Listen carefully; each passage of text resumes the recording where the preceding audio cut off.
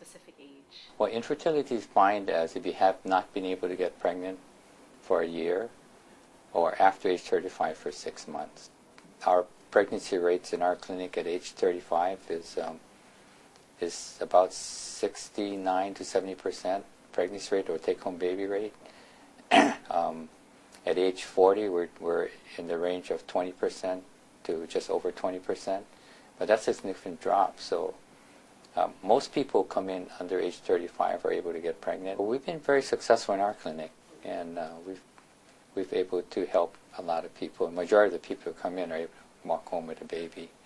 But the people that don't, it's important that they understand that they've used their options and they feel comfortable once they know that they've done everything they could and they close the door and say, we gave it our best chance. In vitro fertilization has changed since 1985. I think the standard pregnancy rate was 10 to 18% back in the 1985 when I first started. Now, if you're less than 35, it's perceived that you should have a pregnancy rate above 50%. So I think the technology in vitro fertilization or IVF has gotten better, along with our culture systems and our culture media and the way we transfer embryos. We're doing transvaginal ultrasound, which less than 10% of the people are doing in the nation because it's a little more complicated, but it's a difference of seeing embryos putting back in high definition versus analog television, because we can actually place the embryos exactly where we want to put it. And it's all age dependent we're talking about, and also the important thing is ovarian reserve, which is something very, very important. We talk about even young females coming in with very few eggs, and those people will eventually get pregnant, but it'll take a longer time because they don't have as many eggs. I think most journey takes about 6 months to a year, and we're almost ready to find out whether they're getting pregnant or not. Once they get into the IVF cycle, we kind of have a better idea of where they're going to be.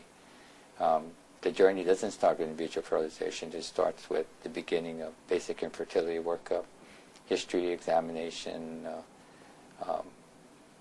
controlled ovarian hyperstimulation with pills or medications, and intrauterine inseminations. And if that doesn't work, then we pretty much put a time frame. If they don't get pregnant in 3 months or 6 months, depending on their age, then we're moving to the next step. And in your case, it was looking for endometriosis, which we found. And then the next step would be in vitro fertilization if you're not getting pregnant. 40% of infertility is male-related. We're seeing a lot of changes in dropping in sperm count, motility of the sperm, and the number of normal sperm available for fertilization called morphology. The male sperm is the most sensitive indicator of toxins in the environment. And a good example would be the newscasts I've mentioned about plastics in the ocean and plastics around in our environment. It's helped us make it easier to live, but it's also affecting fertility.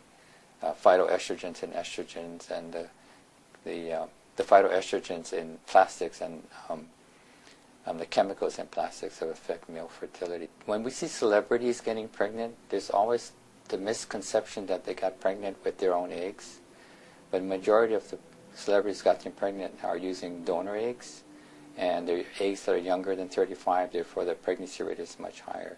The difference between vitrified or freezing eggs and then transferring after they're thawed out back and using fresh eggs are almost the same, with very little significant change. So the FDA did lift the ban on experimental use of that. Now it's interesting, most people who are young females are not even thinking of fertility, and that's the reason how infertility starts. Most of them are doing their thing, and when it's too late, they're coming in. And we're seeing more people who are interested are people who are older, in the 40s, that want to freeze their eggs. The studies, however, show that you need to freeze the eggs before age 38 to be potentially beneficial. I think as the future goes on and more studies come out, we'll see whether this will come to fruition, whether everybody can freeze eggs, and would that be a recommendation for all young females. any new medical breakthrough that you know of that might be up and coming